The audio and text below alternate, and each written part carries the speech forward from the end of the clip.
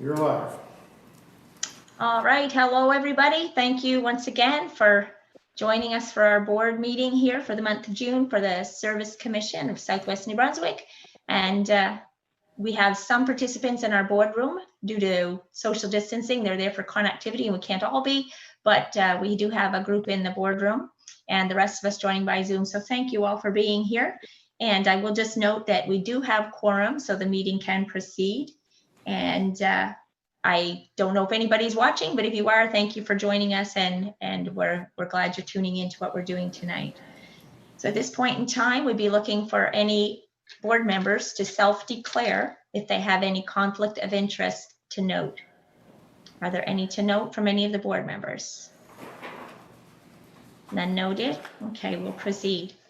The next thing we'll do is move on to the adoption of the agenda. And the agenda was circulated to you in your board package on June the 22nd. So we would be looking for a motion to adopt as circulated. You can raise your hand so that Claudette can. There's one item, Madam Chair, I'd like to bring up for the tax committee to be added. Are you looking for an amendment to the agenda as circulated, Winston? An amendment, please. I'd like to. Certainly. So, Winston is making a motion to amend the circulated agenda. Do we have a seconder? Terry? All right. Any questions that's related to the TAC committee? All right. So, all in favor of allowing the amendment can raise your hand so Claudette can count you. And then we'll get the phone ones. Just leave your hands right up there for a second. Alan, is your, okay. Heather, okay, good. Now we'll go to the phones. Wayne? Yep, okay. Thank you. Faith? Aye. Thank you. All right, so the motion has carried. Are there any nays to that motion, to the amendment? Okay, the motion has carried. So we have a motion for the amendment. Now we'll move on to the adoption of the agenda with the amendment. Do we have a motion for that? So moved. So moved by Winston. Do we have a seconder? Terry? Any questions about the agenda with the amendment noted? No questions. All in favor can raise your hand so Claudette can count you.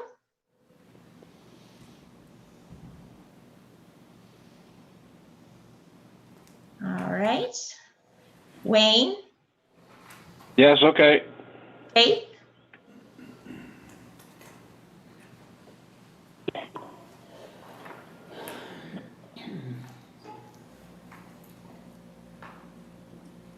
Faith? Aye. Thank you, Faith. Any contrary minded? No nays noted. The motion has carried. We have our agenda. Thank you so much. The next item would be moving on to the adoption of the minutes from the May 28th, 2020 meeting that was held via Zoom. Once again, they were circulated in your board package on June the 22nd. So you had the time to peruse them and look through them. I'd be looking for a motion, yes, to adopt. Terry, you're muted, dear. Just a sec. Okay, go ahead.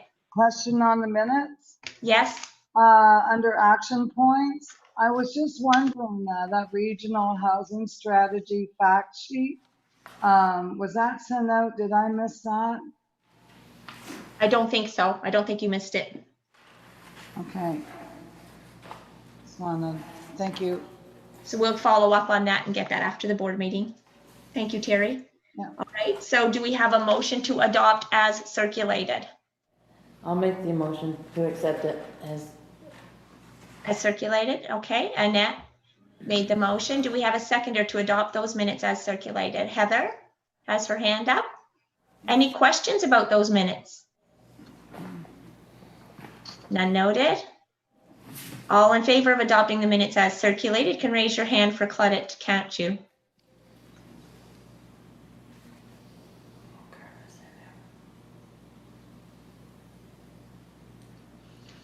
All right, we'll go to the phones now. Wayne? Okay. Faith? Aye.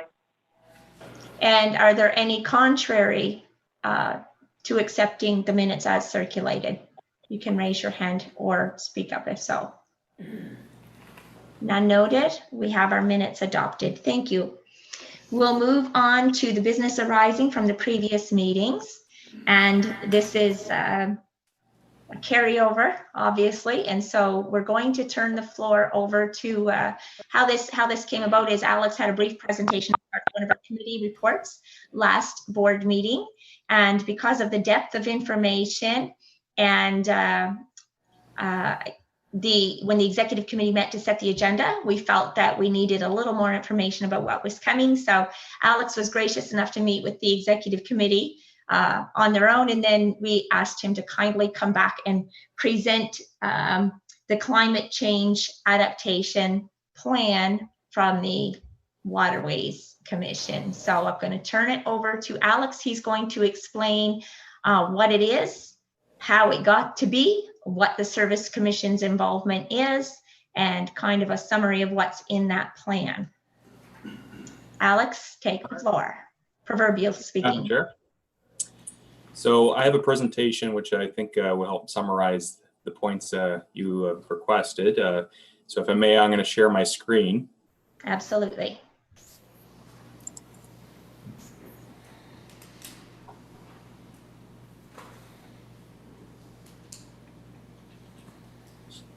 Everybody seeing that all right? Okay. So this presentation to the Southwest New Brunswick Service Commission Board on the Climate Adaptation Plan, which was produced recently by Eastern Charlotte Waterways. And I'll go into detail how the partnership with Eastern Charlotte Waterways emerged and where we go from here. So the history of the involvement. Back in 2017, the Planning Management Committee met with Eastern Charlotte Waterways to talk about the idea of doing a guideline for coastal development, but also some LiDAR GIS work for us to help with local planning. Mainly at the time, we were looking at the challenge of developing new rural plans without really any input on what climate change meant for planning in the area. So there was an opportunity to work together with this environmental nonprofit who had a lens for climate change already. And they worked with FCM to determine funding opportunities, so Federation Canadian Municipalities. And we ended up sending a letter of support for such an application, which would have included us, or we would be the beneficiaries of the data at the time. So the idea I presented to the PMC at the time was that we had some of our municipalities, which are circled in blue, they had their own climate change adaptation plans back in, pre-2016. And areas that are circled in green, McAdam, Harvey, all the local service districts at that time didn't have any climate change adaptation planning whatsoever. And we were looking in red, everybody together, what we needed to know for climate change. So this is what was presented in May 2017. And we didn't really use the language exactly of climate change adaptation plan, regional climate change adaptation plan. We were thinking more in terms of climate change risk response development guidelines. So we used a little bit different language and that kind of evolved. But later on, the partnership with ECW, as things started to crystallize, became more formal.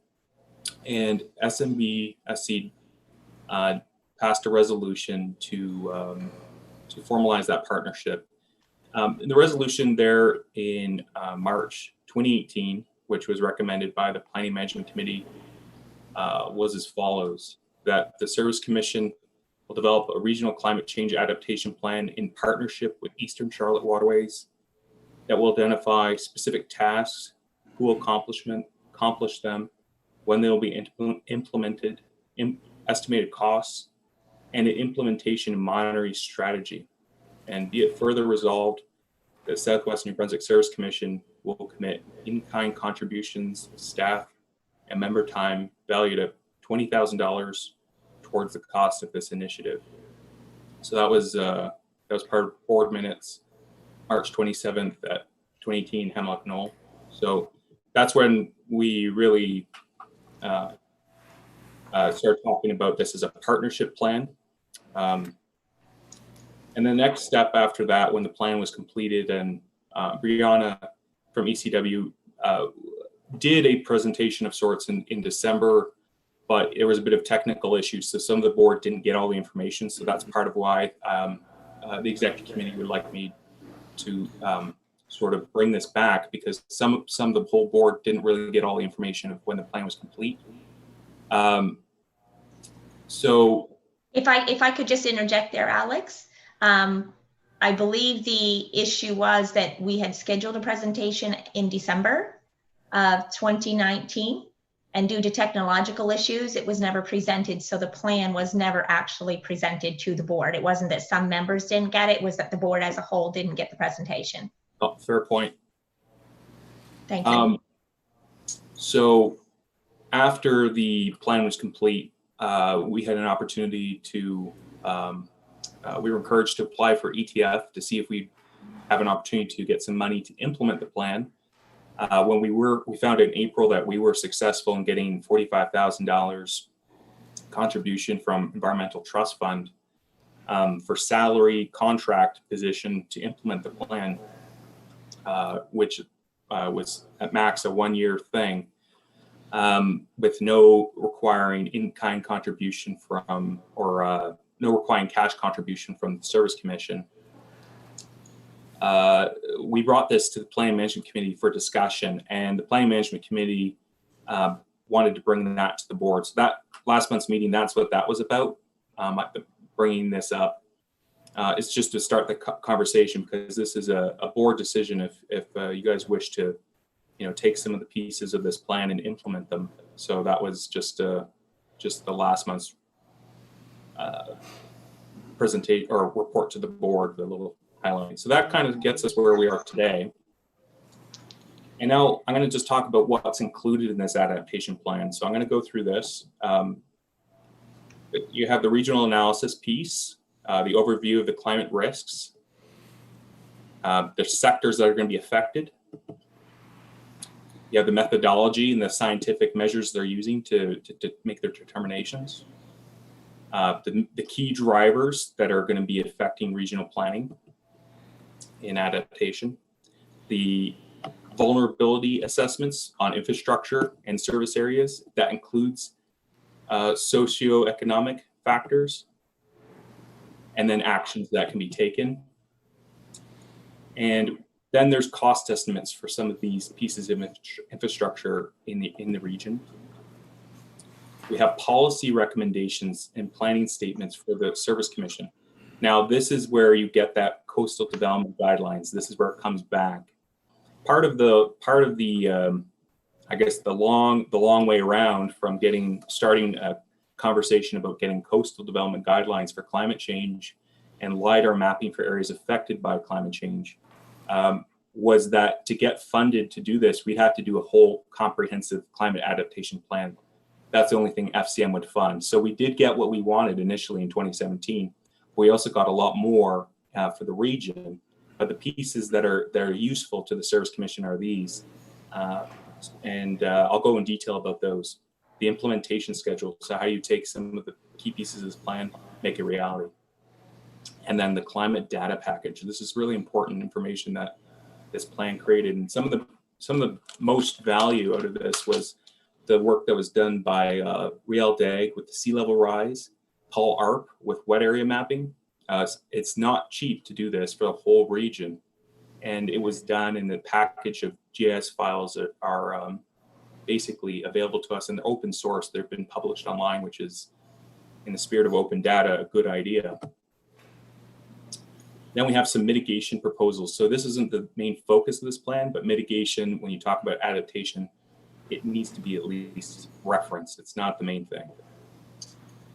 All right, so going into the areas that this covers: temperature rise, heat, coastal flooding, inland flooding, precipitation increasing, wildfires, flash freeze cycles. You can see a lot of this is over the past 20 years. We've had a lot more of these extreme events. You have areas that are going to be subject to sea level rise. Just the base level can be higher, but you're also going to have storm surges, which are going to be a bit more intense, wet areas that could be subject to flooding due to increased precipitation, increased temperature, also as precipitation.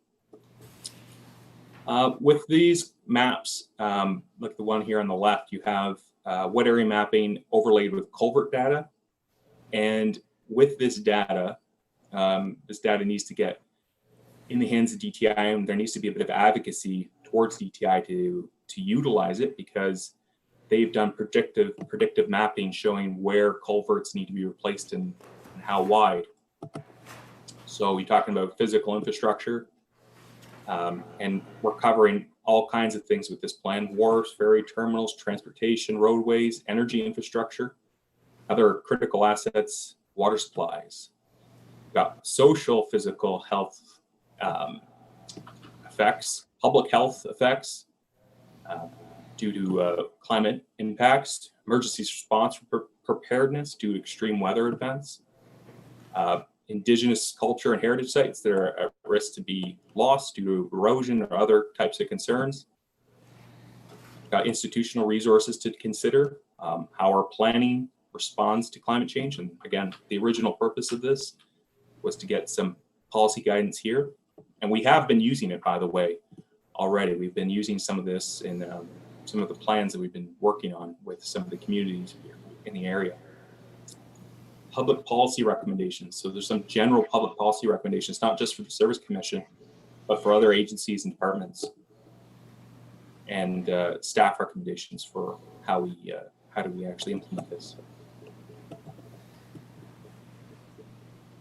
So a bit about the data package. So there's a GIS file that's available, and basically the whole region can use this now, and has actually been useful already for conversations with developers who are cognizant of this. And a lot of the development community is aware of the impacts of climate, and they just want to be prepared for it and to have their development to be resilient for it, and not build something that's going to need to be replaced in 20 years. They want to have a longer lasting lifespan for their buildings. But we're also talking about things which municipalities are investing in, and making sure that these things are long lasting, resilient, and we're spending our money wisely. So the data package is available to the whole region, all the partners of the region, all the departments, all the agencies. And the main thing is getting this data in the hands of those who need it. So some of the recommended adaptation action items. This is not comprehensive. This is just a snippet of a couple areas. So with DTI, I talked about this, but liaising with DTI on culvert data, advocating to them about the replacements of key culverts, to consider worst case scenarios so we don't have big washouts again. MB power energy infrastructure. There was some key sites that were going to be increasingly affected by climate change, like power poles and so on. And actually, with the work that ECW did, they were able to relay this to NB Power's climate change committee. And some of this work has actually already been done with communicating this and getting them aware of what's to come. Residential properties. Now, this is something we did in conjunction with this plan on the side through a different fund, through ETF. We developed a Building for Climate Change, a quick guide for homeowners and builders. So that's available to all municipalities and all the local service districts. In fact, now with a building permit application, we ask people, are you aware of this guideline? Would you like a copy? And they can click yes or no, and there'll be a link to this guide. It's short, it's really nice and easy to use. It's heavy on visuals and less so on that technical information that's confusing. And it's a well-researched piece of document that we've created in-house. There's also the idea of taking this guide on a roadshow and promoting it actively, and we've done some work on this way, but not a ton in-house. More could be done. Of course, mitigation is something to be aware of. Climate change is going to happen, but adapting to it may also think we need to have an eye to reducing CO2. But again, this is a minor part of this plan. It's not a mitigation plan. It's an adaptation plan. So it's just taking considerations that mitigation should be considered as part of an overall adaptation approach. So this is talking about the plans for municipalities specifically. So you can see St. George, St. Stephen, Grand Manan, Blacks Harbor. Each one of those has their own climate adaptation plan, and they're all kind of sandwiched in together now in this big and quite beautiful plan that ECW created. So you can see each individual municipality's plan that received that did get a climate adaptation plan. And so in here they have some mitigation suggestions and areas that could be improved on. Okay, so the recommendations that were given to us. This is done in language, proposal language and policy language, and partly that could be confusing because it looks like it's a regulation, but it's not. These are policy statements that could be adopted by the Service Commission Planning Office if we felt it was appropriate. This guidance was really what we were seeking back in 2017, if you remember. But we go through this, prohibiting development, residential, industrial, commercial properties within a high water level tide to 2100 sea level rise overlay zone. So that sounds complicated, but basically is where we know level's going to, we should not be doing major new development there. Now we've taken this and we've not taken this wholesale as planners. We still want to allow for people to develop where, if they have a whole property that would be submerged by this, there can be ways to adapt and to build up. And we have some policy that we've developed that isn't as hard as this, but we as individual planners have been looking at this and have taken this into consideration. So variances where you have this, make sure it complies with good principles, including the adaptation measures. So that's kind of where we've landed with that. So inland flood guidelines. So specifically where you talk about wet areas and wet area maps, we should be considering this in development as well. And this is kind of new, and not many have done this, and we have yet to really tackle this in our region. But it's useful information to share, at least on a voluntary basis, so you know if you're going to be building in a really low spot on your property, and you might have a flooded basement. So that data, as we said, is available in the data viewer, and we can put some of that into ArcGIS. And here's just a kind of region overview of areas that have significant wet areas. So these are parcels. That's why it's called blocky, but it's certain parcels have a lot more flood-prone potential than others. And you can see some up in the ridges around St. Stephen there. And so it's worth noting that. So that data is available on that website, the climate viewer, which I'll reference at the end of this. So some policies that could be adopted in planning. Zoning bylaw for development coastal regions shall delineate a sea level rise overlay zone using that 2100 mark. And we've worked with St. Andrews so far to produce a draft zoning bylaw that includes this. And we're considering this in the rural plans that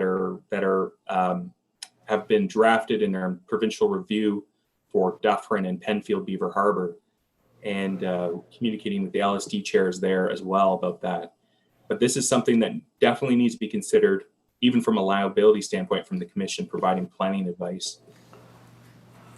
So again, talking about these deemed high-risk locations, so there's certain areas that could be higher risk than others, and we could look at different zoning rules and so on, regulations that could help make development more safe and more resilient. And looking at different conditions for development, I talked about there's ways you can adapt for climate change where you're building in these kinds of areas, making sure habitable spaces are above a certain elevation, geodetic elevation above sea, and that ensures that if there's a storm surge, you're not going to wake up surrounded by a wet floor. So we're talking about different rainfall events and wet area maps, and there could be conditions as well for this. And this is something we have yet to really tackle and sink our teeth into, because it would be fairly new, and we don't do any of this recommendation planning flippantly. Even if it says it here, we're not necessarily taking this wholesale. We have to provide an independent advice that takes this in consideration, but we're also going to be looking at best practices elsewhere before we put something into a formal recommendation to a decision maker like council or the minister. So where does this plan sit in terms of the Service Commission and this the board and the planning office and municipalities and ministered LSDs? How does this work? And I think it's a fair question. Is it the regional plan, or is this regional planning lowercase? I think that's a good distinction. So this is pure guidance. This is non-binding on the commission. This is not a regulation or bylaw for the region. So it does not require a formal adoption by the board, but you may wish to endorse some of all of it. I'll talk about that in a second. The original purpose is meant to inform local planning regulations and bylaw drafting that we're producing in our office here. We will eventually need to adopt a regional plan, however, I say we, you, the board, and that is a regulation. Again, some of that hasn't come down yet from the province. That will be eventually required, though, and this work will likely need to inform that. For now, there are some action items that the Service Commission can decide to tackle, and those are outlined in the implementation I'll talk about in a minute. And as we also talked about, you may choose to endorse some or all of the policy in this plan or the concepts in this plan. And the executive committee talked about this and suggested perhaps something like a derivative plan or a statement from the board on this plan, like a response to the plan. What is the board's response to this plan? It exists. What do you feel about it? And are things you agree about it? We talk about implementation. We have adaptation action items, there's leads, timelines, funding sources for it, description of how you do it, potential challenges with doing it. So we got a pretty good work plan in this. And in high level, we have established a regional collaborative with EMO, municipalities, and GNB to make sure that data gets in their hands. And so that follows then through the next points. We have making sure that the data is in the hands of decision makers and infrastructure, knowledge that it's in the hands of the public and the RSC planning, making sure we, the RSC, are using the best climate change data in our decision making and recommendations to councils and decision makers. We also have the Passamaquoddy First Nation that has cultural sites that are at potential risk of loss due to climate change. So there's potential working with them to map out areas that they have, which could be lost in the future. Communications around climate change planning in general, and communications on resiliency, really. The public, when they go through an extreme weather event, it creates a lot of uncertainty and fear, and part of it is how you communicate resiliency to people in the mental health world. What does climate change mean for people who live in areas that are constantly getting hit with floods? And so some toolkits there for suggestions for other agencies to work with. And municipalities all have these climate plans as well.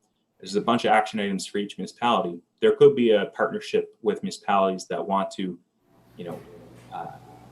need or would like assistance with implementing some of these pieces. So potentially this implementation person or firm or whatever could work with them to get some of their pieces done. So that's the beginning, the decision point for the board. 7-month contract, individual organization, start date. We started, year contract. That's if you would have started May 1st and, concluded, I guess it would be May 2021. But the way this works is that we actually have March as like a firm cutoff for ETF. You can't make any claims past March. So basically, any work that continues on, it would already have to have been scoped and claimed. So we can't have this is not a continuous position or anything. It's a contract, it's short term, there's a definite endpoint to it. It may not be possible to get all of these pieces done. It may be over ambitious, but that's part of the conversation we need to have, and what the board really wants to take on. And I think that's where the executive was recommending a discussion about this idea of having a derivative plan or statement. What are the pieces that are important to the board? And could we craft the implementation work to match board adopted policy? So I can offer what I would suggest to the board, recommend to the board in terms of a policy or derivative statement that's high level that you could endorse and align that with an implementation schedule. So I think this is a conversation which you guys need to have in terms of what you want to do. So lastly, I'll conclude, the data is available, so you can go through all the information going to SWNBclimate.ca, and there's a great data viewer that's available publicly to anyone. So that concludes my presentation. Madam Chair, if there's questions or something, I'd be happy to take those as well. Thank you, Alex. All right, so Alex gave the presentation of how this climate change adaptation plan came to be and our connection with it as a commission. However, I'm not sure if you've all had a chance to actually look through it. So the executive committee, when it met, felt that asking for an implementation manager, I guess, for this plan as a whole would require the board to have a lot more knowledge about what that plan is. So Alex presented the summary of it, but certainly do look into it and take some time perhaps before the next board meeting. We will allow questions for Alex, of course, but this is how it came to because of the depth of policy recommendations and things in the plan. So in order to get the funding that Alex referred to, it has to be attached to that plan, but doesn't necessarily mean that whole plan is something the board would want to put its endorsement on or say we focus on the whole thing. So it's definitely going to be a conversation for the board, but it requires us getting that presentation that we didn't have about the plan itself, that one that was kind of cut short in December. So I do encourage all of you to take a look through it. And Jim is in the executive committee as well, and he had some great questions, so he can speak to it if he wants. But for right now, I'll open Alex up to questions about what he presented to us tonight. Any board member have any questions for Alex? Alan? As far as implementing these guidelines, how about the people when they go for financing? Would they be asked to have proof that the area that they're building, whatever that may be, sort of more or less push them to have this checked into before they build something and they finance them? That's a great question. This has happened, and it's happened in our region. And we think this is going to increasingly happen, but I can't speak for the financial industry as a whole, like what their policies are. It's also insurance and what insurers are willing to take on as a risk. I can just speak to the insurance side of it. I do know that when somebody wants insurance for a financed building, particularly residential homes, not so much commercial, but if a residential home, insurers have risk areas based on postal code. They probably use a lot of the same data.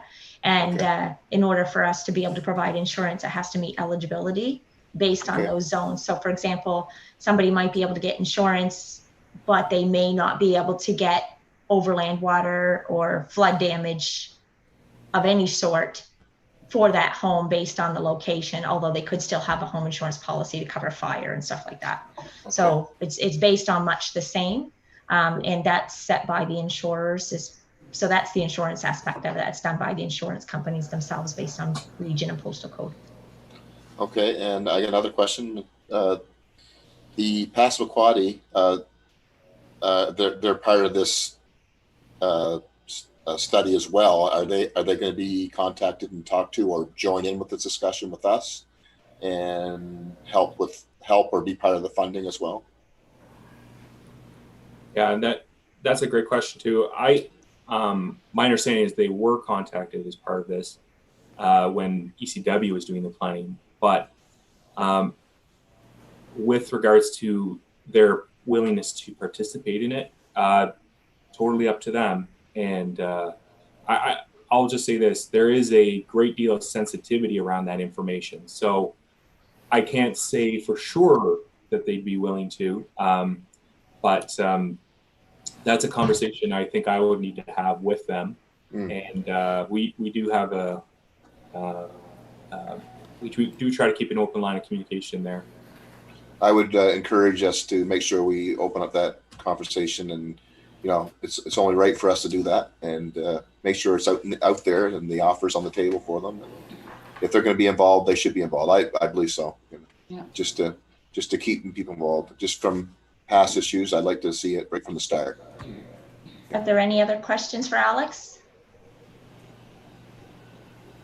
Jim, did you have anything you wanted to mention because of that meeting, the executive committee meeting? Did you have anything you wanted to add to it? No, I'm fine. Okay. I think everything that we discussed before has been answered today. People just need to read the report, make sure they fully understand. The implementation section is where all the bugaboos lie, if you want to call it that. That in the implementation, the way it's written in implementation, it keeps saying the Regional Service Commission shall, and then it lists all the things, the recommendations for implementation. So we just need to be careful that we don't write ourselves into a corner. Right. And I will also note, we did ask Alex, and he can clarify for the board here. Even if we choose not to go down the road of getting the ETF money and hiring somebody or contracting somebody to be an implementer, I'm not saying we aren't or anything like that. I'm just laying it out clearly that even if we don't, that data is still available and that data can still be used for the SNBSC planning department. Even if we never hire an implementer, that data is still there and can still be used in creating further policies down the road or local plans or anything. It doesn't forbid that data from being used. It's So there, it was paid for. Yes, Terry? That's my question on proprietarial knowledge. Who owns that knowledge? Like, is it the property of the commission, or would No. it be? So it's the property of ECW. Yes. Well, just I'll let Alex answer that. so the GIS information is, I think, equally shared. Like we have the hard drive for this data, so it's effectively ours now too. But the data is also being projected online for anybody to use if they wish. So it's not I guess you could say, in terms of like the shape files, if you wanted to open a GIS thing and tinker with it, you'd need to probably talk to ECW or the Service Commission, but anybody can access it. And just to the other point, with regards to the like shall statements or anything like that, it's kind of like a policy system. You can take or leave these things, Service Commission Planning Office. That's what they're there for, but it's not binding the Service Commission to those pieces. It's just to give you what a policy sample would look like for good climate change development guidelines. But as far as the document itself, that climate change adaptation plan, that belongs to ECW, correct? I know the data is open, but that document itself. That's right. Yes. So do take the time to look through it and read it. And that's why the executive committee thought we should bring it back to the board. Have you really go through that document and then see why the executive committee thought that maybe a derivative plan based on that information would be better suited for hiring an implementer for a derivative plan rather than that whole plan itself. So do take the time to look through it, please. Are there any other questions for Alex? So we're not looking for any funding for this implementer at this time. Would you feel comfortable asking for money for something that hasn't really been like?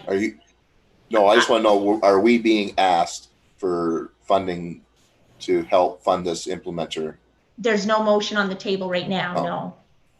But we do have until next May, I believe Alex said, Oh, next May. for it to be used up if we get it. Alex, can you speak to that? Yeah, so we do have money available to us through ETF. Now, they didn't give us a check and say, here you go. How it works with ETF is you have this project, and if you're unable to complete the project, you have to return the money. You don't make any claims on it.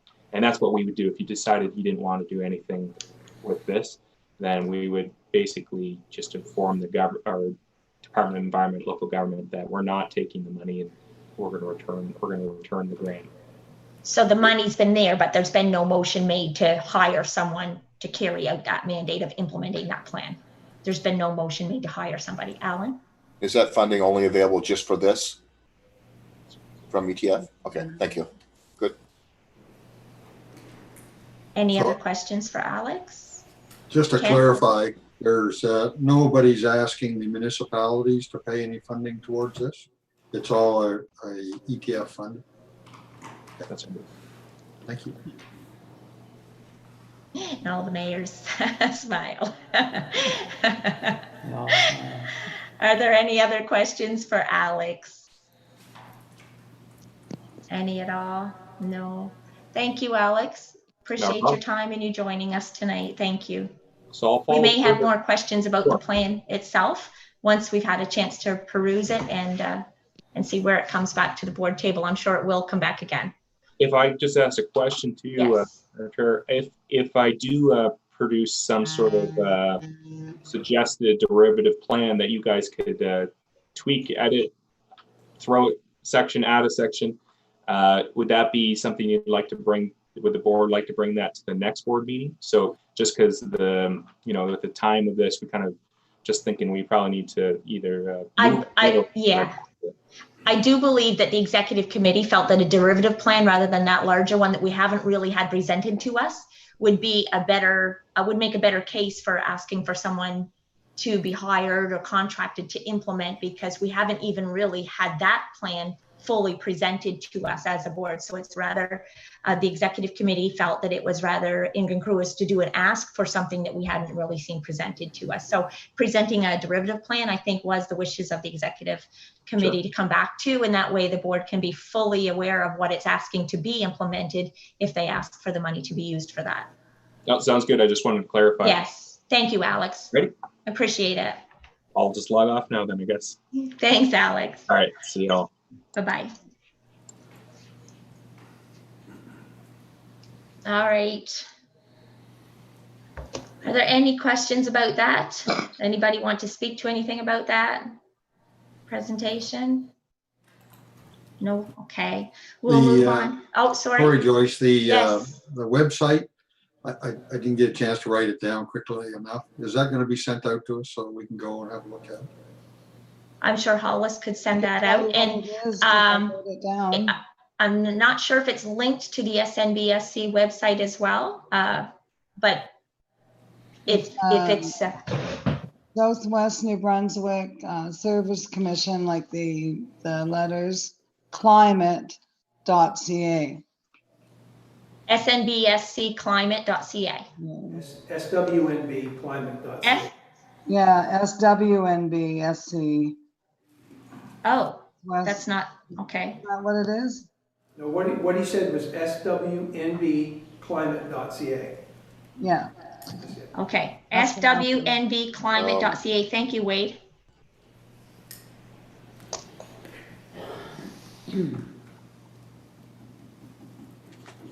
Are there any other items related to that?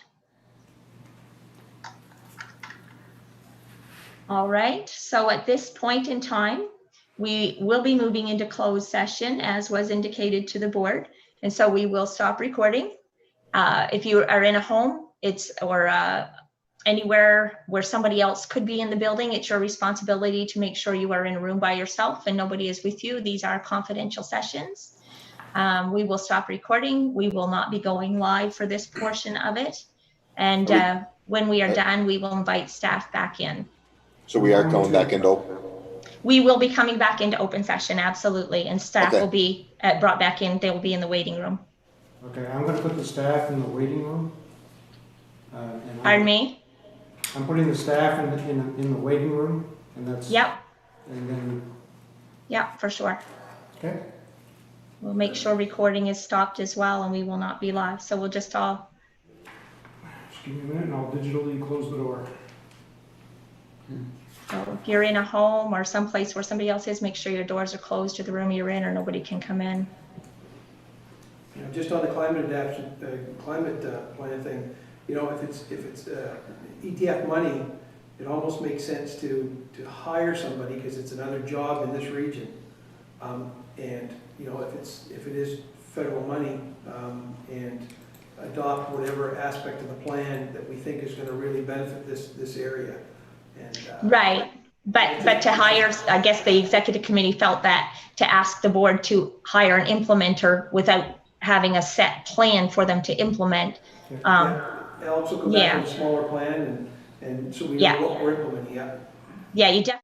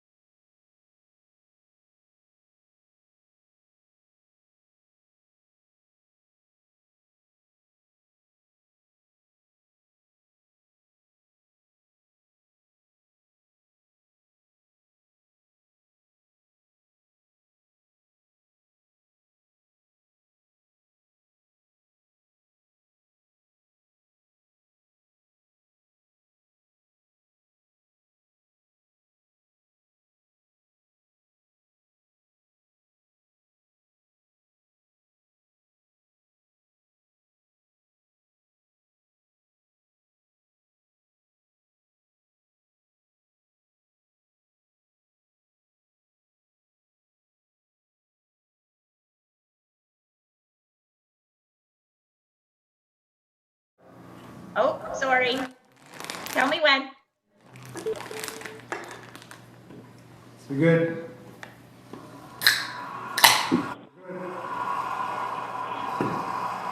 Not the change. Good. Oh, you did okay.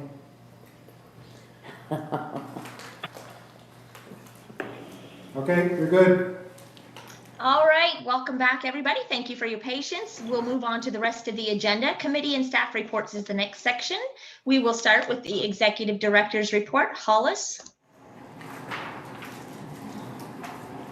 Okay, I'll make this quick. I know it's been long, but I'm going to hit a couple highlights for public.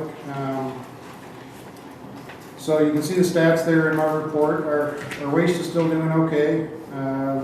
A little lower than last year, but there was wharf demolition. So permits are higher, obviously, and we have more work in St. Stephen as well. We're still monitoring all the COVID-19 pandemic response stuff.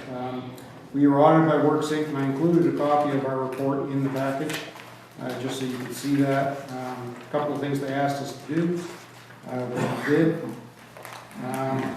We still have minimal staff working home from the planning office, but they're mostly back to, they come and go. Let's see, our recycling, we're still shipping. We are still looking to some alternatives to where we ship to. I won't say where here, but they'll be all within New Brunswick, and they should all be for less money than what we're paying out now. But the key to it is we need to make sure that it's going to be a long-term. It's going to be a long-term solution, and it's not going to be something that goes back and forth. And price goes up next year, or they come back and say we can't do it anymore. So that's what we're making sure of. There's a chart in the second page of my report, which came out of the Waste Reduction Coordinator report to the RCO. So I just included it here for everybody to see. Slightly less, but it's not that significant. Yeah, pretty much that's it. I'm just going to let you get back to getting on with the meeting. That's great. That's great. Thank you. And the strategic, if anybody have any questions for Hollis about that report? None? All right, the next item is the strategic plan update, and once again, that's at at the hands of our executive director. So Hollis, you want to present that? Sure. So I included that in your package, and I bolded a couple of the new things that I've added for this month. So just a couple of things. Our St. Stephen Planning Office renovations are underway. Going to be on track and on budget. We've had 3 board meetings, several committee meetings virtually. PRAC has been meeting successfully on Zoom. They've resolved quite a few different issues through PRAC using that platform. It's worked quite well. We use the webinar addition to Zoom, and it works well for public attendees.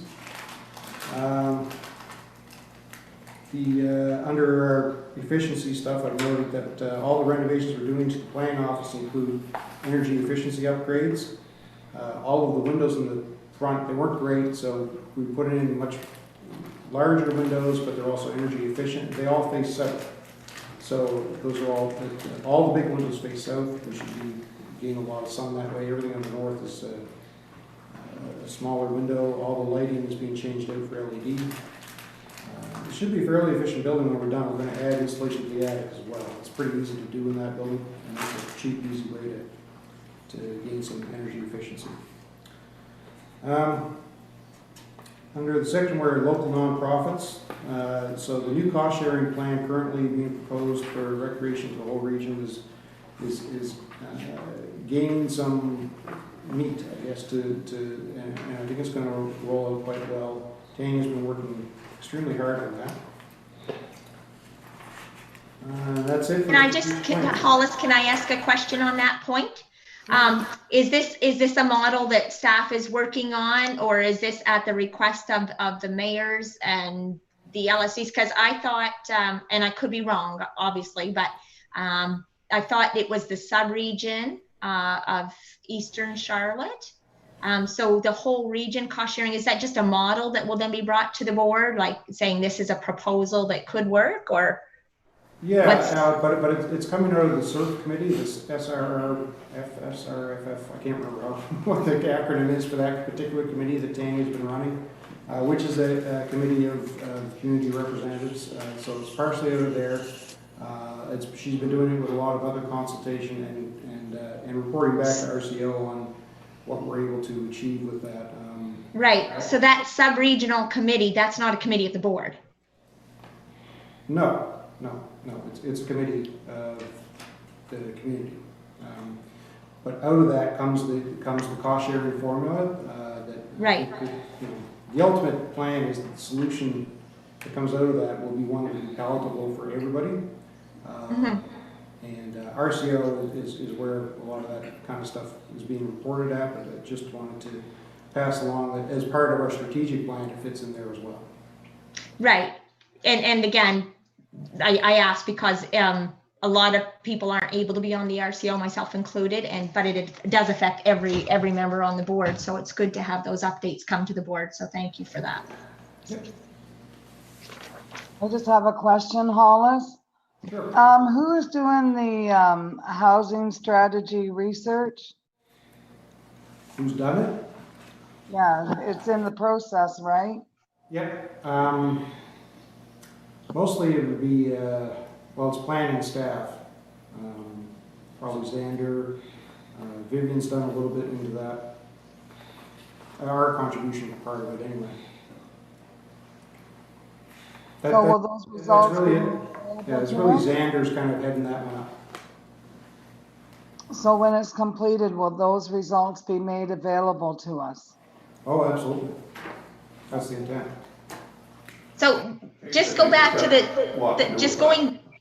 if I could just go back to the cost sharing plan. So there's a sub-regional committee that's community based, and Tanya's working with that committee and then bringing the results back to the RCO committee? Yep. Okay. And then any model would have to be adopted by the board? Oh, yeah, definitely. Correct? Oh, yeah, for sure. Yeah. All right.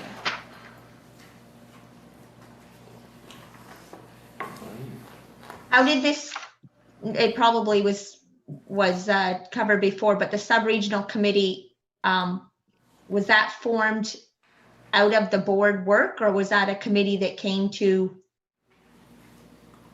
That was formed out of the board work, out of recreation. Okay. Recreation master plan, and then, Right. yeah. Okay, gotcha. All right, thank you. Is there anything else further, Hollis, in your strategic plan update? No. Any questions for Hollis about that strategic plan update? Anything that hasn't been asked already? Nothing? All right, we'll move on to Human Resources Committee report. Wade is the chair of that committee, so Wade will present that report. Okay, so we met twice. This is a report for 2 meetings. So on May 11th, we met via Zoom. We presented Hollis with his, finally got his assessment done, and had a discussion with him, and it was accepted, and it should be on file now. We talked about some bylaw changes, and there's still some confusion on that. So, you know, with regards to how they would apply to the Regional Services Act and the guide. So we're looking at setting a meeting up with the minister to get clarification. We reviewed the HR manual for details on wage adjustment project from last year to ensure it aligns with what was approved by the board. There's still some things that need to be tweaked on that a bit. We discussed the strategic plan and that a reporting document will be generated by the ED as part of the updates to the actions in the plan. Would be the quarterly, was that quarterly? I just read it. We do it every month. Okay, monthly, yep. We determined that an update of action items from the board meetings themselves would be sent out at the midpoint between meetings. It's just a table format to say what's been worked on, what the due dates are, and if there's been any progress on them, right? Review the HR manual, the current copy, so there's some changes that are highlighted, but they weren't permanently changed, although they're approved by the board. So more changes will be coming to align it with the wage study and adjustment, like no natural progression between classifications, some clarification on hours of work, etc. The HR committee members need to sit down and review the whole manual, make recommendations, and provide the recommendations to the board for approval. So if you got any suggestions on the HR manual, if you're bored and you want to go through the whole thing, send it to any member of the HR committee if you think something needs to be changed. Further revisions to documents such as HR manual and bylaws will be done using a tracking tool and the changes since last revision section so that we know when we changed them, why we changed them. That way, in the future, when somebody comes back and say, why did we do that, we've at least got something to go back on. Then we met again on June 9, and I've discussed most of that stuff at the in camera with regards to clarity of board governance and oversight. And then we also discussed ways of ensuring more open communication between staff at the landfill and board members and identifying issues. So that's about it. Next HR meeting will be determined based on the response from the minister, if we can get a meeting with him. So one of the things so I've got a motion to make here, and the motion would be that the executive and HR committees are requesting the executive director send a formal letter of request for a meeting with the minister or deputy minister of ELG for discussions on the roles of the board, oversight, and governance at the earliest time possible. All right, so we have a motion on the table. Do we have a seconder? I got a question. No, that was a motion. And we have to have a seconder, and then there's questions and discussion. Yeah, so seconded by Doug Naish. Okay, so Wade is first, seconded by Doug. And now we can take questions or discussion. Is a mover open to a friendly amendment of having the minister speak to the board rather than just the committees? Typically, it's hard enough to get a meeting with the minister for a small group, and I'm not sure the minister would be overly fond of coming down and meeting with the whole board. Plus, we can't get everybody in a room. It'd be good to do a meeting like that in person if we possibly can, rather than do it via Zoom or some other electronic means. So I'd like to keep the motion as is.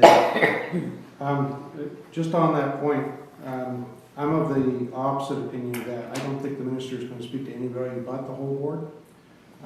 So if you want that to happen, and I agree with you that it should be in person, and he wouldn't work otherwise, we may be able to do that in a larger venue, maybe. Yeah, well, with social It has to be a distancing. larger venue. Yeah. But my suspicion. The motion was to ask for it. I mean, the worst they can do come back and say that they would need to meet with the whole board, and then we could just put another. I asked for a friendly amendment to that motion. Yes. I'd like to let it stand the way it is. And we'll vote. If it gets voted down, we can make an amendment to it. And if the minister comes back and says, I'm not going to meet with the executive and HR, I want to meet with the whole board, then, you can bring that back and we can right? Yeah. Yeah. Oh. Claudette, did you get that?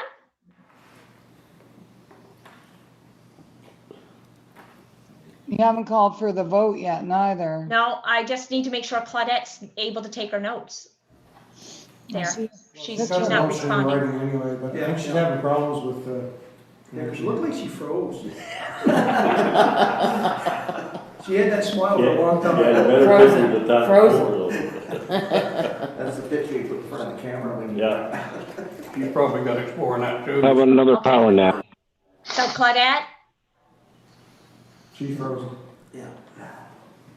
Claudette, I do have a recording of this, and she does have the motion No. Okay, and I wrote down the first and the seconder, she can, as you say, she can watch it. So are there any other questions about the motion that Wade presented and that was seconded by Doug? All in favor, you have to leave your hands up. I will count. And of course, and you need to leave them up long enough for Claudette to count afterwards as well. So I see Dennis's hand up in the boardroom. Who else in the boardroom? The boardroom's not showing me. Boardroom, all hands are up. All hands are up? Yep. Okay, thank you. Anybody else put your hand up if you agree with the motion? We will call for nays after Heather. Okay, everybody's hand up that wants it up. Okay. Sam, is yours up or down? I can't see if it's covered up. I wasn't sure I could vote. Okay, yeah, you're voting, yeah. Okay, yes. Yeah, okay, thanks.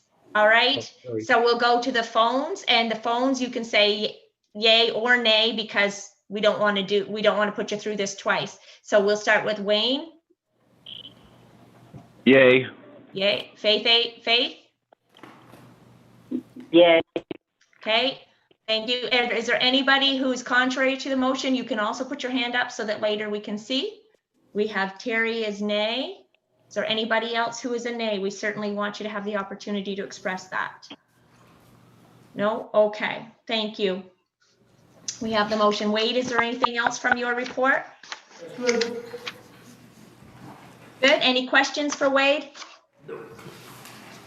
No, we'll move on to our CO committee, and Terry is the chair of that. So Terry, take your tea with the floor, please. Right, we met on June 18th with a virtual meeting. I'm just gonna quickly go over it. We had an update from Tricia with regard to the recycling update, and she noted there was a slight decrease in tonnage. Recycling did not stop and was not put into the landfill, it was stored. They've had radio advertisements. They're working with Recycle New Brunswick. The white goods program is going really well, and there's a backlog on cart requests. Recreation update from Tanya. We had a discussion on the cost sharing model and the figures that were submitted for the high school catchment area. Submitted report includes Eastern Charlotte, SRRF Committee, Trails in the Province, and the Coastal Link Trail. Municipal expenses, we did review those 4 silos of municipal expenses, and after some discussion, it was agreed to make a motion to the board to direct Hollis to contact insurance companies to get some quotes. So therefore, I'd like to put forward the motion that the board direct the executive director to contact insurance providers and get a quote on services based on the participation of all the municipalities in a region. So we have a motion on the floor from the chair of the committee, Terry. Do we have a seconder of that motion? Put your hand up and leave it up if you want to second that. I'll second that. Wade seconded it first, Terry, before you get your hand up, Heather. All right, so seconded by Wade. Are there any questions about that motion or discussion for Terry? None? Yeah, we looked at a number of, I think there was 4 there, and the insurance was the low-hanging fruit. And we thought we could start there with that and see if it goes anywhere. Is this liability insurance, Terry? It's everything, liability, assets, vehicle. Fleet insurance, the whole works? The whole works. Hopefully All we right. can get a good deal as a group. Right. So we have the motion. We've had a little bit of discussion and explanation from Terry. Is there any other questions or discussion? If not, we'll go to the vote. All in favor of that, put your hand up high for a good count on the video when it's watched later. Aye. And then, oh, Wade, everybody up in the boardroom? Yeah. Everybody's up in the boardroom. Okay, and all right, now we'll go to the phones. Thank you, ladies and gentlemen, thank you. We'll go to the phones. Wayne, Yep, okay, go ahead. Faith? Oh, you're gonna vote off to them. Yay. All right, so the motion has carried. Anything else, Carrie, from your report? No, that's it, thanks. All right, could I ask one question about it, Terry? Sure. Going back to the recreation update, the discussion on the cost sharing, a 2-cent increase would be approximately 284,000 for what? For each catchment area? For Eastern Charlotte, and then that would, I don't have the, For the region. For everybody. by Eastern LSD. Charlotte's, Eastern Charlotte recreational stuff. The Western Charlotte one would be considerably more significant. So if there was a 2-cent increase to the catchment area in that area, it would generate revenue of $284,000 for that recreation. 1 second here. Yeah, no problem. Just trying to find the exact numbers for you. I was just wondering what the 284. Would be, no, I had that wrong. Yeah. A 2-cent increase would be approximately 284,000 divided into high school catchment, and the LSD contributions would be, and this is everybody, I guess, Harvey and Harvey community, Eastern Charlotte, the Saints, and Eastern Charlotte, that's just the McAdavid place and the arena. Harvey, it's for the Harvey Community Center. St. Stephen, the Gar Salon. St. Andrews, W.C. O'Neill, and McAdam has just a number allotted to them for their recreational purposes. So that 284 would be for the whole region. Right. Okay, gotcha. I thought it was just Eastern Charlotte. No, it's the whole region. It is. Okay, thank you for Just clarifying that. Wayne? It's just Eastern Charlotte.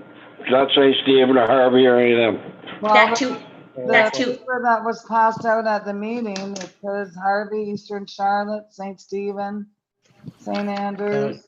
That's impossible because Western Charlotte has not decided yet what they're gonna do. So Eastern Charlotte. That's only from about Chamcook East. That only includes about Chamcook. Well, then why do they have Harvey and McAdam listed on it then? Maybe we could get some clarification on that from the staff member who's kind of helping with that.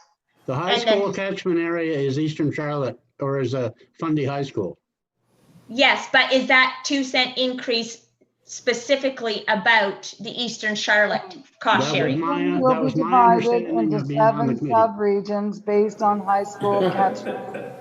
There will be a 2-cent increase for all unincorporated areas to be distributed to major recreation facilities listed below. If a sub-region does not have a major recreation facility, the decision can be made to reallocate the funding towards a recreation director.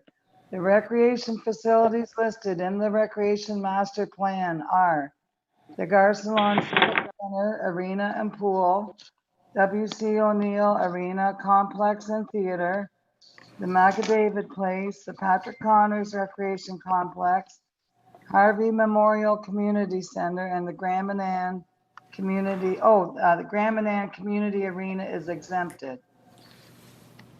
So. If I can just make a comment here, just. Yeah, and I'll let Sam had his hand up, so I'll let Sam speak first. None of that makes any sense to me. I'm on that Eastern Charlotte committee.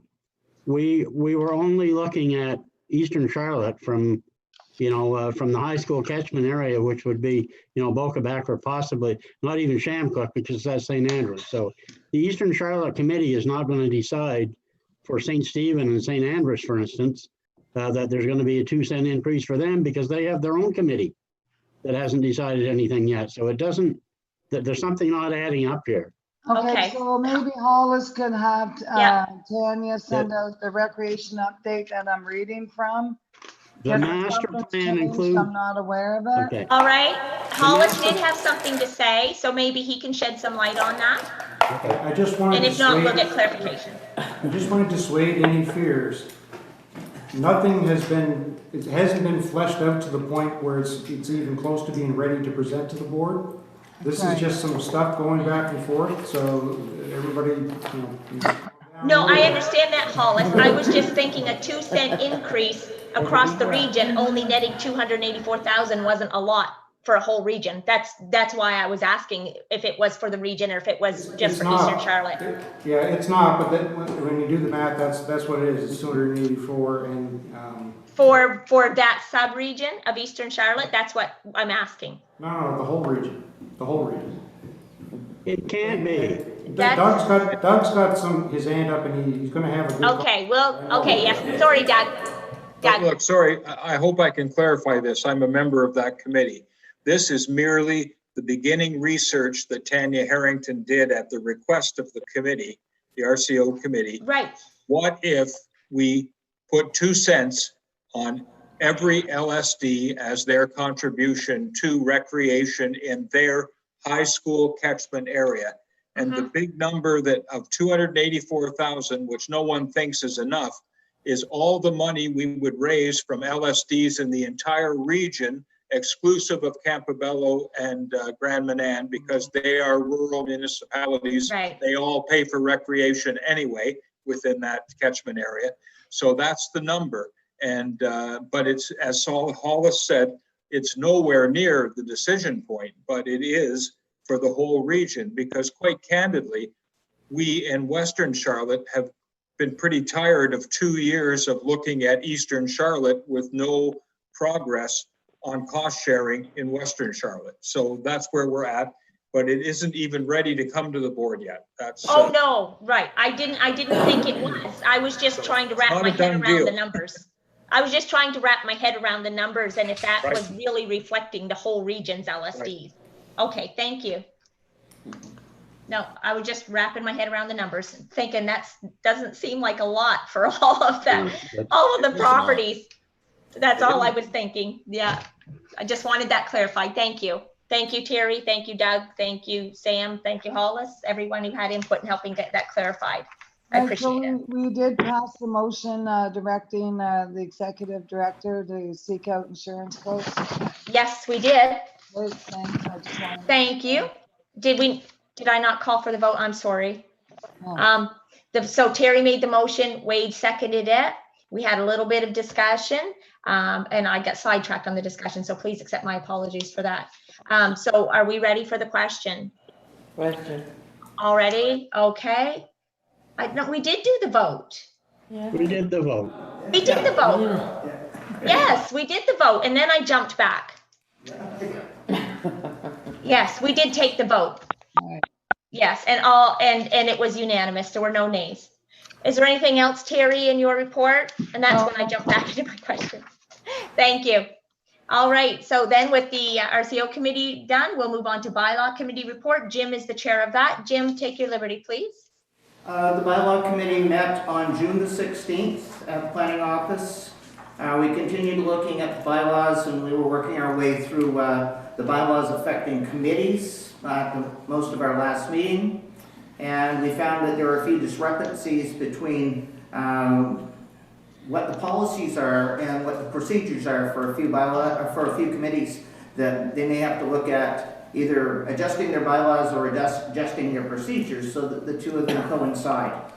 The terms of reference for the Regional Collaborative Oversight Committee, there were none in the bylaws, so we're drafting one now.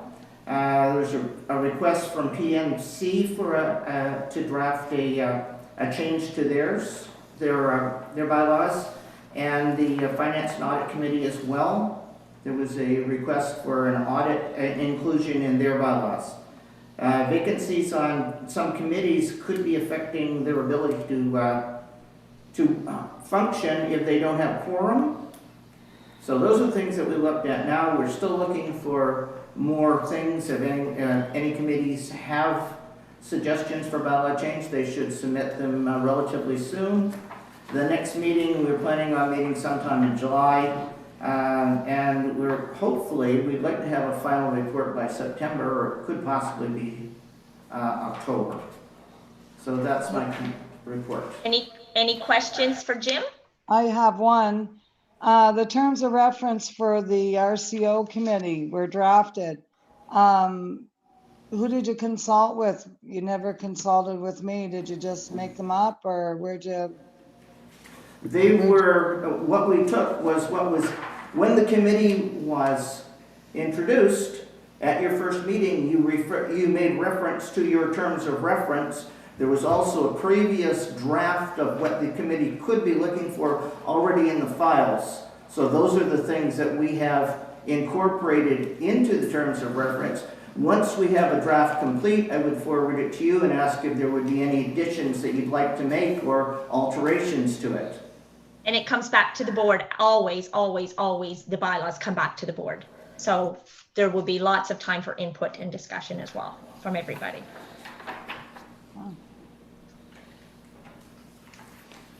Any other questions for Jim? All right. Thank you, Jim, for your report. Appreciate that. We'll move on to financial report. And Mark has not jumped back on to the Zoom meeting, so we'll turn that over to Winston. Thank you, Madam Chair. In your package there is the summary of income statement, and it shows the total revenue, and we're about half what in 4 months, 5 months. We're about half what we did last year in the whole year. So we're up to $2,435,254 collection, and last year was $5 million. So we're not doing too badly there. I know we're down a little bit in some things, but it looks pretty good. Total expenses are running just about the same. They're just under half what last year's was. And the total surplus is $333,514. And they have corporate services expense and service expenses and total expense and allocated to solid waste.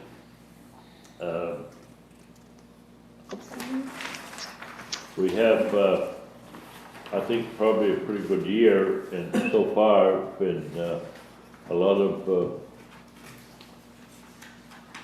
things that are being done here in the landfill and paying with our expenses, so we're coming out ahead, I think, on everything.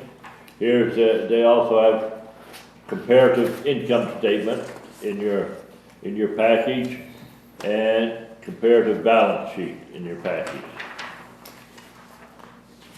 So anybody got any questions? We can write them down. We'll send them in the quarter. Thank you. Any questions or comments? None? Thank you. Thank you, Winston.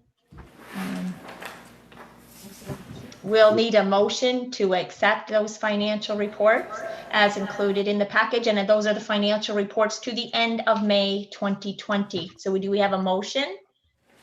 So I'll make a motion. So moved by Winston. I'll second. And pardon me? I'll second. Annette, was that you? Yes, me. Seconded by Annette. All right. There were no further questions, so all ready for the question? All right, all in favor of accepting as included in the package, can raise your hand for the count. Aye. Put them up nice and high, and we'll get the phones. And remember, when you're on the phones, you can say yay or nay.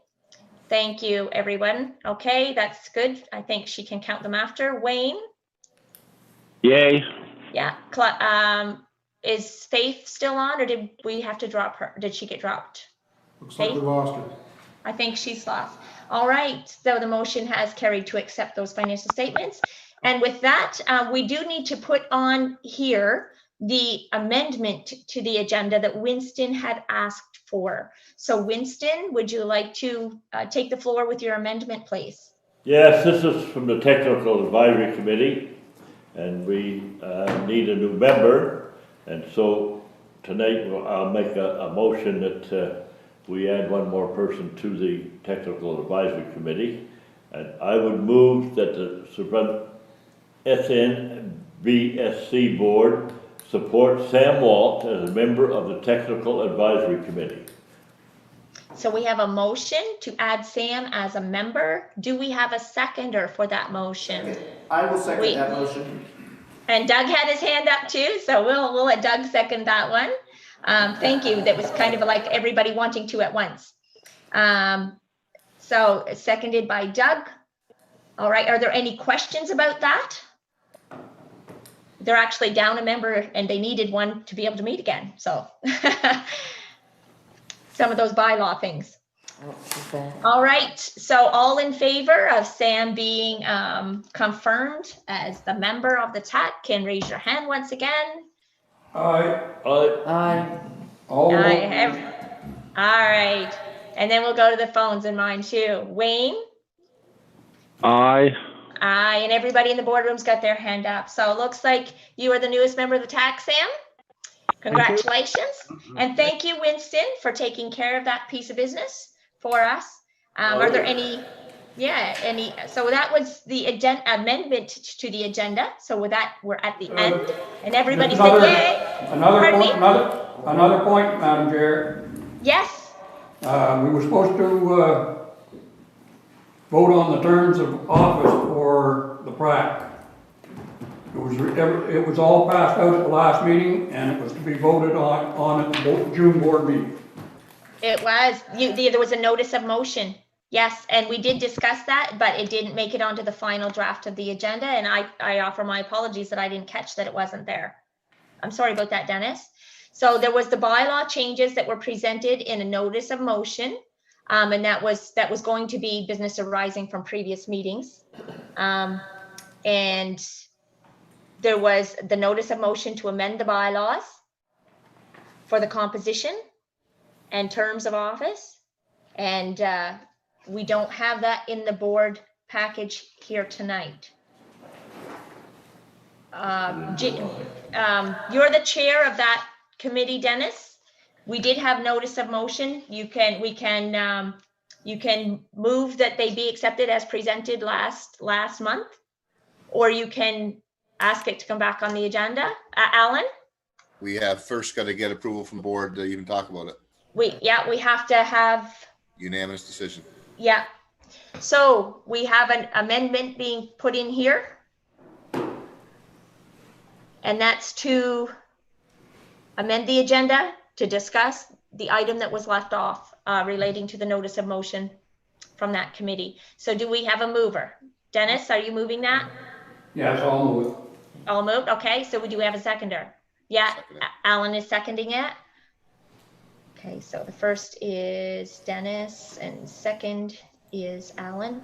All right. Are there any questions about it? This was the notice of motion about the bylaw changes for that committee. Any questions? No. All in favor of allowing the amendment can say aye or raise your hand. Sorry, raise your hand. I'm still. All right. So we can count. Then we'll go to the phone. Wayne? Aye. Okay. So the amendment has passed.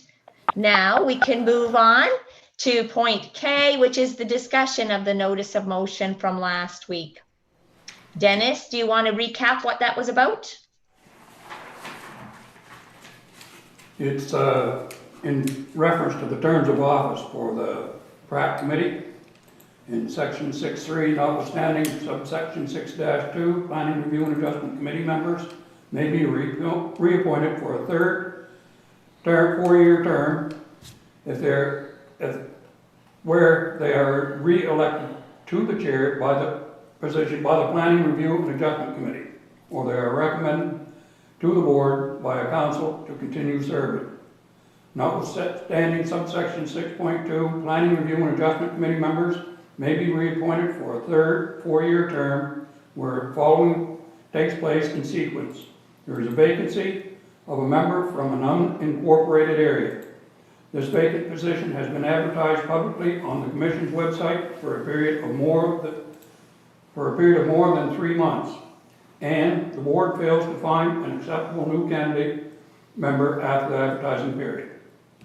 I move that we add these adoption to the changes to the bylaws. If you'd like. I can Okay, show we you. have a motion to amend those bylaws per the notice of motion presented at last month's board meeting. Do we have a seconder for that motion? So moved. Heather had her hand up first before I heard a voice. So any questions about the motion itself, the bylaw change itself? Any questions or discussion about the bylaw change? Do you want me to share that on the screen, Madam Chair? Do any of you want to see it, or are you comfortable with, like to see it? Okay. Go ahead and share the screen, Hollis. Thank you.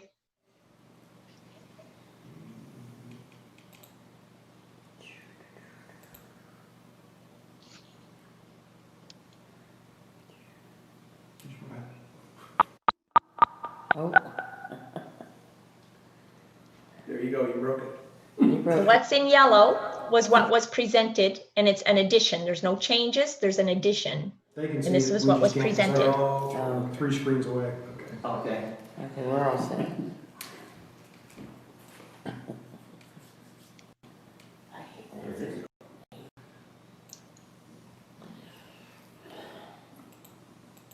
So 3 and 4 were new Yeah. paragraphs.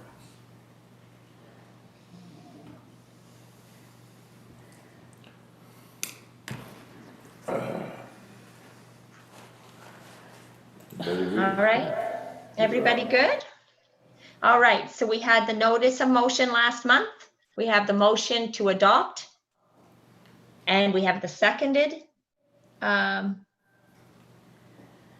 Did we get, my page is so messy here. So Dennis is making the motion to adopt those bylaw amendments. Hollis shared the screen now that you've had a chance to see them. Does someone want to second that motion to adopt the bylaw addition?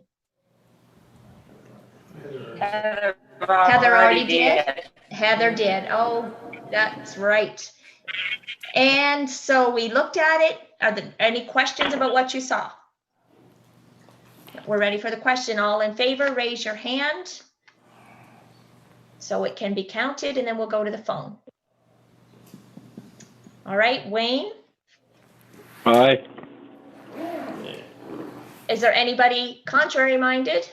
Just because I didn't see every hand? Because I just didn't see them, not because you didn't put them up. All right, the motion has been carried. Thank you.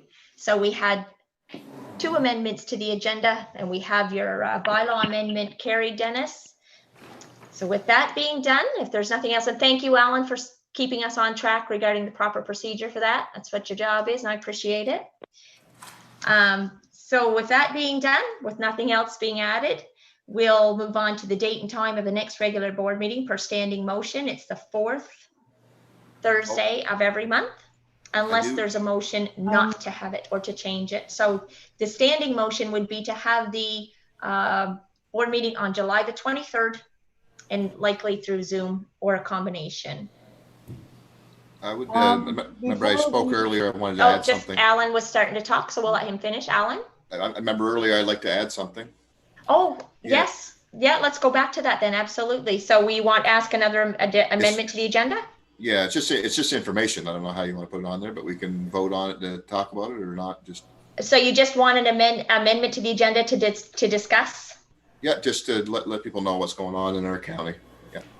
Okay, a county issue. So we have a motion to allow an amendment to the agenda to allow a discussion about a county issue. Do we have, the motion was made by Alan to allow the amendment. Do we have a seconded by Sam?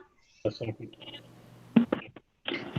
And we'll take a vote. All in favor of allowing this amendment, can raise your hand. Has the boardroom got them all up? Yep. Perfect. Wayne? Yep, go ahead. Okay, we have the amendment to the agenda. Alan, you have it. Take the floor and discuss what you need to discuss. Yeah, no, I just want to share with the board.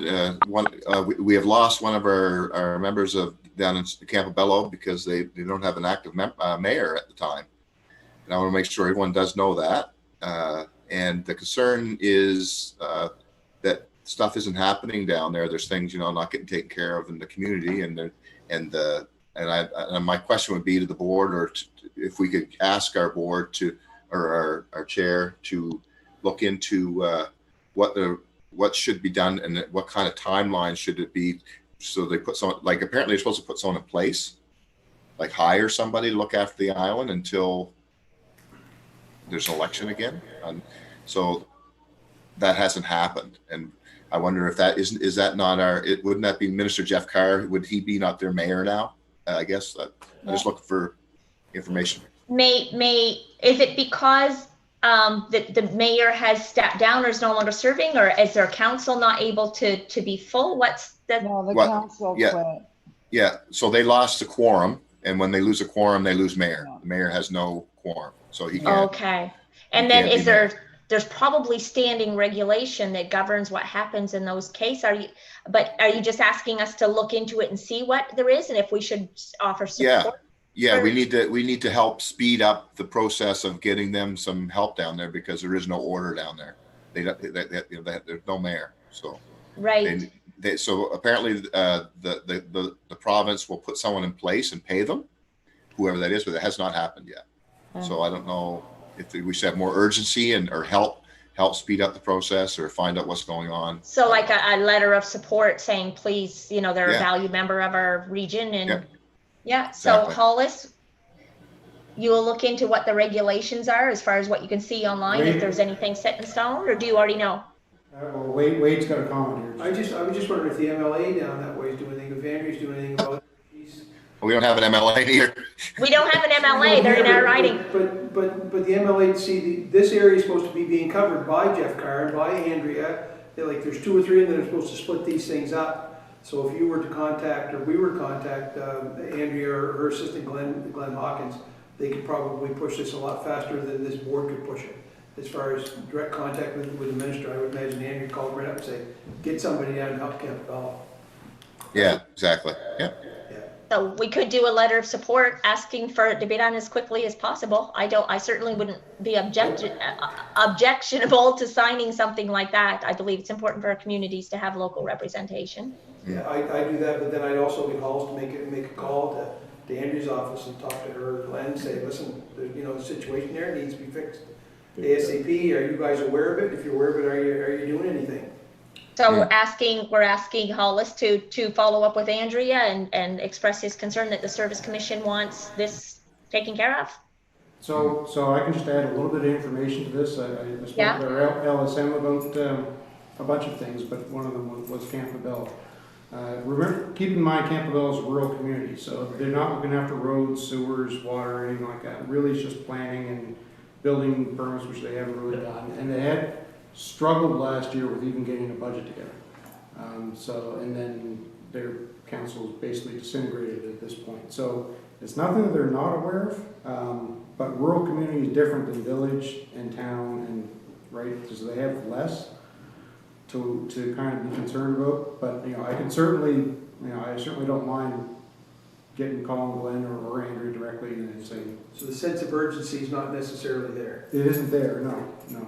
Okay. Well, when you're not planning, there's nothing happening. That's not good. That's urgent. So anyway. Yeah. I would love to see some support offered from us, that we miss our community member here at the board table, and would love to see a resolution and Doug's got a comment. Yeah. Yeah, I may be wrong on this, but my impression was that the Minister of Environment and Local Government has the authority by statute to appoint somebody to take over. It's almost like appointing a receiver for a company that's gone bankrupt, right? And so I have no problem contacting local MLAs and other ministers, but it's his job to put somebody in place. And I agree with Alan. It's even no matter how busy or not busy they are a rural municipality, and they don't have a council. The mayor was the only one who didn't step down, but he was eliminated because he didn't have a quorum. So they really don't have any guidance, and they have staff, I assume, going to work every day on behalf of the rural municipality with no policy guidance by anyone at this point. Exactly. Yeah. So I'll make a motion that the board directs the executive director to contact the local MLA to speed up the process with regards to supporting Campobello with their current situation. So we have a motion from Okay. Wade to direct Hollis to reach out to local MLA, Seconded. seconded by Sam. All right, any questions about that? Raise your hand if you're in favor of the motion. All right, Boardroom's good. all right. Wayne? Aye. All right, anybody contrary? Oh, Heather's got her hand up as well. Okay, Heather, was that a yay or a nay?